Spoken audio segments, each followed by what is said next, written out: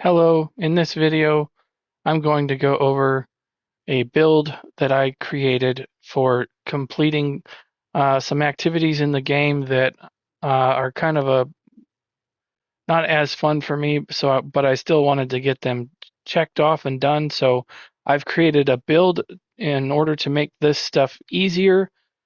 So let's get into it. I call this build the Shadows Whisper, and what this is for committing crimes in the game, stealing, completing Dark Brotherhood stuff, um, any of that stuff. Any instance where you want to sneak past stuff without being seen. For example, if you're doing Mages Guild Daily or something, you could sneak past everything in the public dungeon and then walk over to the table where the loot is, grab the loot, and then just leave. Things like that. This does not have offense on the build at all. That's not what this is intended for.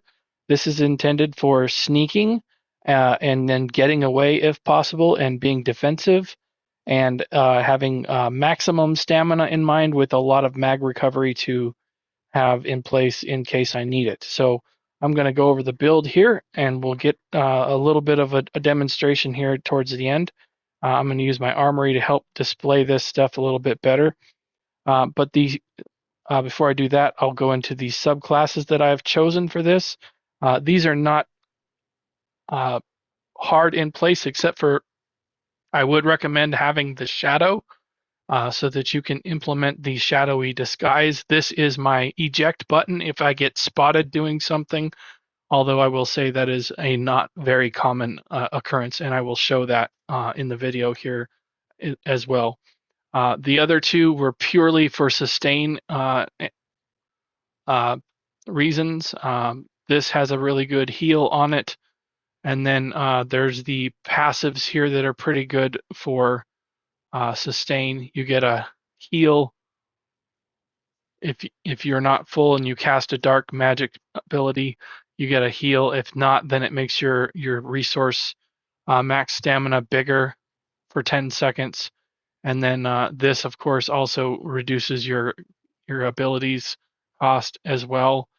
You could probably work in maybe like an animal companions or something like that. As I said, these are not set in stone. The reason I have dark magic is because I'm on a sorcerer base class, so I had to keep one of those. And so dark magic was what I chose out of those. And then I have curative rune forms here if I wanted to use this for kind of like a portal teleport to get away. And then it also has a really good recovery here. Again, animal companions probably would be another good possibility for this instead of curative rune forms, because animal companions has 20% recoveries on it passively. So keep that in mind. That's another good option. If you're on a warden, I would recommend keeping the animal companions skill line. If you're on an arcanist, keep this one here, the curative rune forms. And then obviously Nightblade, this shadow skill line needs to be the staple on any of the classes that you choose. This right here is really the one you want to keep. You're going to have to keep a base class. If you're on a Nightblade, then boom, you're already good with the shadow and you can pick something else for the other two. But um, on your base class, you're going to have to keep at least one. So these are not super pivotal, but the shadow is really essential here, and I will show that as to why. So on the skills, I have both bars set up exactly the same. Again, this is not meant for fighting anything. This is ideal for not getting seen, not getting caught. This is for doing Thieves Guild activities, Dark Brotherhood activities, and with that in mind, it's the idea of I'm not even going to get spotted the entire time. I'm not going to have to fight a thing. So this is purely here for the resource sustain and benefits that these can give. So I will go over uh, why I chose this here. So essentially, to start off with, I'll go with the in-class skills. Again, I had to keep this dark magic skill line because I am on a sorcerer. And so the skill I did choose was a burst heal in case I need to, if I do get hit with something, I have something to heal me up. And then this one is a snare removal. Also gives me minor endurance to increase my stamina recovery by 15%. For 40 seconds, so that lasts a long time. So the forward momentum from the two-handed skill line, the two-handed sword skill line here. And then I have the Shadowy Disguise, which makes me invisible. And then I've got Flare, which gives me major protection, as well as proccing the Magicka Aid passive. And that is also why Guard is here as well. So if we back out and we go down here to the support skill line from the Alliance War, the reason why I've got 3 of these set is so that I can get 30% Magicka recovery. Now, why is that important? Well, if I'm going to run this Shadowy Disguise, this is going to tick off 2,538 Magicka every 2 seconds. Okay? So when you're moving, your Magicka recovery is disabled. If you're not moving, then the Shadowy Disguise costs half. So instead of 2,500, it's only going to cost about 1,300 or so. So the reason why I have the Magicka recovery up that high is so I can recoup the mag really quickly if I need to. As you can see, I've got a big maximum stamina bar so that I can move around for a long time in sneak mode without running out of stamina. And then I have a very low sneak cost. It's only at a 5. I can only have about 5 ticks every, so I can walk around with sneak pretty much indefinitely. It takes a long time to drain anything off of my bar, as you can see. So that's an important factor to look at. And for the Mundus I'm using on this build, I'm using the Steed, and the reason why, if you look over to the far right of the screen, my movement speed is increased by 16%. And that's the reason why I chose that. I wanted my movement speed to be very good, just the base movement speed. So then there's the health recovery, that is a nice thing to have, and I have that on in case I get hit. I also have the strategic reserve node filled in, and then I don't ever use the ultimate. I just keep it at 500. That way my health recovery there is always really high. That means I'll get 2,500 healing every 2 seconds. So my health bar will fill back up pretty quickly. With a health bar of only 19,000, it doesn't take long to fill that back up just with health recovery alone. Even if I hit a burst heal like this, I can pretty much fill half of my recovery up, and the passive from the dark magic makes that go up to my max stamina go up to 40,000 with this build. Okay, so really quickly, the food that I am using on the build is candied jester skulls. You can get this food during the Jesters Festival that's coming up here in April. So if this is something that you don't know how to make it a priority to kind of locate that recipe during the upcoming event. It gives you 4,592 maximum stamina, which is, again, really good. And then it gives you 459 magicka recovery. Again, we want mag recovery really, really well. So it's very similar to a tank build, where we want a big stamina bar and a lot of mag recovery. So if you need a potion, I recommend just using a tripod. You do not need invisibility potions on this build at all. If you do get spotted, pretty much all you got to do, turn invisible with Shadowy Disguise, go around a corner, turn it off, and then squat and just wait for a second. Just like this. Once that little eyeball says hidden, you're good to go to come out again. Nobody can see you. So let's go over the sets really quickly on the build, now that we've gone over the skill lines and everything. And the attributes, by the way, are 64 into stamina. So really quickly, I'm going to start at the very bottom here to make this easy. This set, right, all of the sets that I'm wearing, by the way, are Overland, so they're not difficult to get at all. You can buy them on traders, or you can farm them Overland, or you can just build them if you have them in your sticker book. As you can see, these are all robust. So this is the trait that it drops in. This is from Stormhaven. So if you go to your collections, you go to set items, and you go to Daggerfall, Stormhaven here, and it's the middle set here. It's called Night Terror. I am only using 3 pieces of this. And the reason why is I'm just getting to the kicker here, the 3-piece bonus that shows the reduction in detection while you're sneaking. That's the key component to this build, and I will show that why that is such a pivotal thing. But it also reduces the cost of my sneak, which is nice. So it makes it so I can sneak for even longer. But that detection radius is huge, and I'll explain that here when I get to the demonstration. So this set, I use 3 pieces, and to make it really simple, all I do is I keep that on the jewelry. Really easy to keep track of. Jewelry is 1 set right there. The next set I have on the body, and this is called Night Mother's Embrace. This comes from Deshaan, and I need all 5 pieces of that because this reduces the radius of being detected again by another 2 meters. So that's 4 meters total from the set bonuses so far. So I've got the feet, legs, hands, waist, and chest. So 5 pieces there. So your typical kind of 5-piece setup on a body is usually feet, legs, hands, waist, chest. Okay. And then and that again is from Deshaan. So if you come to the Ebonheart pack, go to Deshaan, it is again this middle set right here, Night Mother's Embrace. And I've got the body pieces. So as you can see, let's back up here real quick and cover this just in case you're curious. Current average price for PlayStation is roughly $2,200 for the ring and $2,700 for the necklace. So pretty cheap that you could pick this up on traders if you want to just save the time from either farming or maybe you don't have the transmute crystals to build the stuff. You might be able to just find it on traders pretty cheap.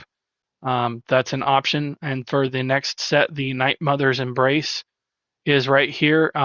So the chest piece is an average of 2,900 on PlayStation, 2,100 for the gloves, 927 for the belt, 4,200, or excuse me, 4,023 for the pants, and then 3,300 for uh, the feet. And then the third piece comes from a DLC zone, so you will have to have access to elsewhere, which if you're going to collect it overland, that is. If you can find these on traders, then you can just buy them. But there we go, 1,300. Excuse me, that's the wrong set. Vesture of Darloc Brae is the 4-piece bonus that we're looking at here. We've got to have 4 pieces of this set, and that reduces the radius of detection while sneaking another 2 meters. So that's 6 total meters of reduction, plus the reduction in sneak costs. So you have the helmet and the shoulders here, and then I'm also using a 2-handed weapon. I believe it was okay. Yes, it's the 2-handed maul. I made mine defensive just in case I get spotted with something, a guard attacks me, whatnot. I've got my resistances up a little bit. And the kind of the nice thing about this build is I'm sitting at 14,000 resistances right now. But if you go into the sneak mode here with the disguise, the passives from the shadow will bump you up to 20,000. And again, it's really, I mean, it's easy to get away on this build, really easy, very simple. And you basically are not going to have trouble. You just basically have to learn the mechanic of what a guard does, and you'll be able to get away really quickly with that. So let me just put this armor away. I will squat down and I will show you exactly how easy. First, let me get just blatantly caught trying to steal. That way, uh, I can try and at least get. Okay, there we go. I've got. At least I have a bounty now. And so if I'm standing up in this area, there's no guards in the area. So what I need to do is I need to be in an area where a guard is going to see me. So what I can do is port to a town, and we'll display that, how easy it is to get away from a guard.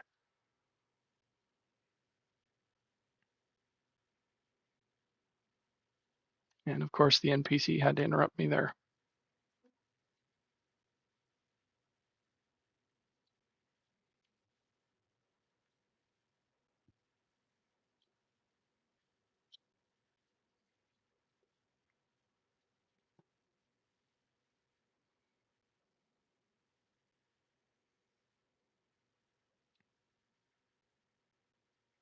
Okay, so here I am standing in the middle of Rimmen in northern Elsewhere. There's a guard right here.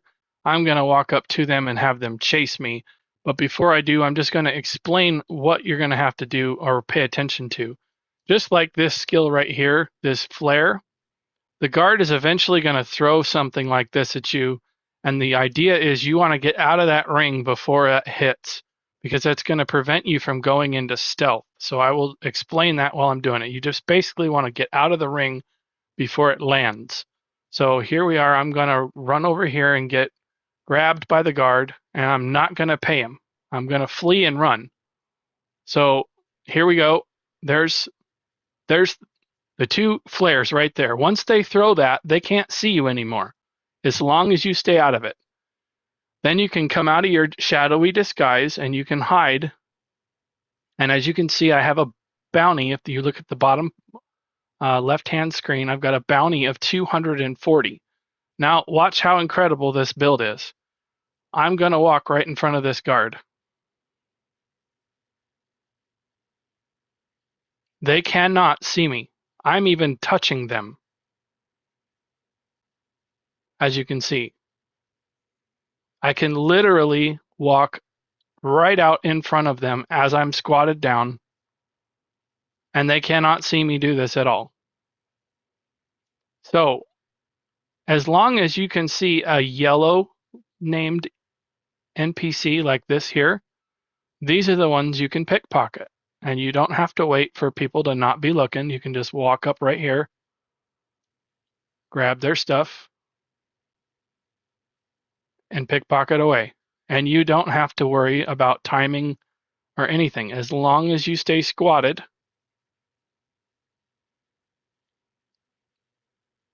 you can even pickpocket guards really simply, like that right there. Now, I will say there are some times where this does not work 100% when you pickpocket and you get noticed, and that's where you have to use the Shadowy Disguise as your eject button and watch out for those flares like I just showed you. As long as you get out of the flare before it lands and hits the ground, then you can go into, you can let go of your Shadowy Disguise and just go on your time of stealing stuff. So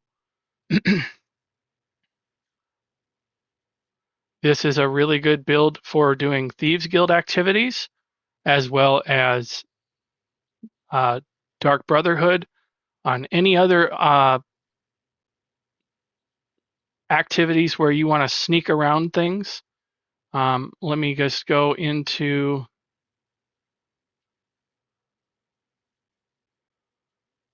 Let me find a good spot where I can go sneaking in around something.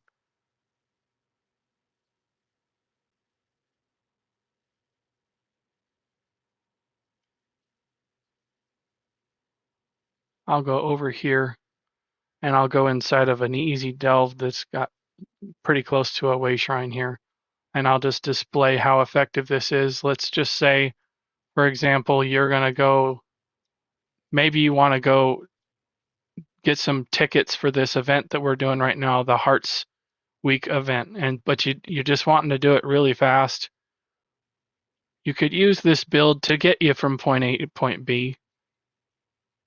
If you do fight something on this build, it's going to take you a little bit longer because, as I said, the damage is not super high.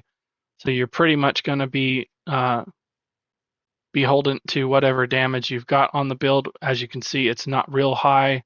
The penetration's not real great. You can use the buff there to get your crit up here, like for the 17.4%. That's not real great. You might want to use or that one as well. That'll get your damage up to 4100. That's a little better. But here I am in the delve. I'm going to be squatted down, and here's the Quarma worker here. Again, you can walk right past these enemies. They don't aggro at all. This is good for if you're wanting to just get to the back of the delve. Maybe you're hunting for chests. Maybe this is good for hunting for chests in places that you just want to get the chest and don't want to wait around. Here's another path right here. Again, they cannot see me. I'm squatted down right now. It doesn't look like it, but I am in crouch. And so then I got all the way back to this back of where the delve boss is. This is where Lady Laurel shelter spawns right here. If you were getting the sky shard, for example, you could hunt sky shards with this to where you don't have to fight things and just run around and obtain the bonuses that way without having to stop and kill stuff if you don't want to. So keep that in mind. So this is a kind of a part one that I'm doing. I'm going to probably do a demonstration of Thieves Guild activities with this. I'll probably do a heist as well as some of the pickpocketing missions in another video. And then I'll also be doing a Dark Brotherhood video to show how easy this build makes doing all of this stuff. But before I go, I should probably cover the champion points really quickly. Some of this stuff is really nice to have. Make sure you just set up your build with Shadow Strike here. That is in case you're going to do Blade of Woe activities with the Dark Brotherhood. You definitely want to put this on. This will make it so that if you kill somebody, you get 5 seconds to get away. I'm not so sure you'll need that with this, but it's nice to put on and slap it on. Another one is the lowering the level of your bounty. If you get one, you can make it disappear quicker. But there's some passives over here. The cat purse passive will make it so that you get a higher chance to get a higher quality loot from your pickpocketing. This right here is a slottable you could look at. Escaping from a guard wipes 25% of your heat, but not your bounty. I don't really care about the bounty and the heat, honestly. For most of the time, I just walk around. If I get a bounty, it doesn't really matter. I'm pretty much hidden, as I showed. Easy to get away, and it doesn't really matter if you get a bounty that much. This right here, this is a passive. Infamous will increase your value of a fenced item. So when you go to turn in your quest, your stuff that you've stolen from pickpocketing or lock boxes or whatever, that's another thing you can work on is all of your Thieves Guild achievements here. You can go in and get all your larceny achievements. There's the achievements for stealing from every region, or I should say getting your fencing done in every region. There's $4,000 per base game region to turn into your outlaw refuge and fence items there. Make a lot of gold doing that. Also, the main chapter ones and the DLC zones have their own larceny. As you can see, I'm currently working on the Merkmeyer one here. It's really, really fast to do this. The only limit in that at all is that there is a limit of how much you can sell per day. You can only sell a certain amount of items per day. I believe it's 140. So that's the only drawback is it's really easy to steal all this stuff, but you can only do so much of it per day. So keep that in mind. The other champion points really don't matter that much. The blue tree, I just made Arcane Supremacy and Endless Endurance for more maximum stats. This is all about basically just staying out of sight. This is an increase here, focus mending for healing done. And then I have this fighting finesse, which increases my crit healing by another 8%. For the red tree, I have Boundless Vitality, which gives me more maximum health. And then I have Strategic Reserve, which gives me 30 health recovery for every 10 ultimate that I have. And then in the Wind Chaser node, I have Celerity for 10% more movement, and then Refreshing Stride. When I'm running around, my health recovery and my mag recovery will increase by 500. So that's all about getting the mag recovery and max stamina filled in. And then obviously you want to fill in all the passives that are going to help you for that. The continuous attack from Assault. Make sure you've got your magicka aid filled in if you're going to use these skills. Everything and anything that are going to help you. You don't need to worry about offense on this build. This build is strictly for just getting your activities for Thieves Guild and Dark Brotherhood done. So keep that in mind. If you like this video, please check out my YouTube channel. Go down to my created playlists. I have over 200 videos on the Elder Scrolls Online. I'm going to put this probably in a guide folder. I've got several different playlists there organizing subject by tanks, healers, DPS, all kinds of different things, add-on folders. Check them out, see if you're interested in any of them. I also make Elder Scrolls Online songs using AI tools. Very fun to listen to while you're playing the game. Give them a listen, play them while you're listening or playing the game. There's a playlist for it on my channel. I will put a link to that playlist in the comments and the description also, in case you're interested in checking those out. There's a lot of them there. They're fun to listen to. They're catchy. They're not just like instrumental background songs. They're actually like rock songs, country songs, blues songs, all kinds of different genres there. So give them a listen, see what you think. Again, if you like this video, please consider liking, subscribing, turn on your notification bell, and so you'll be notified when I make new content. Thanks again for watching, and I'll see you in another video. Bye.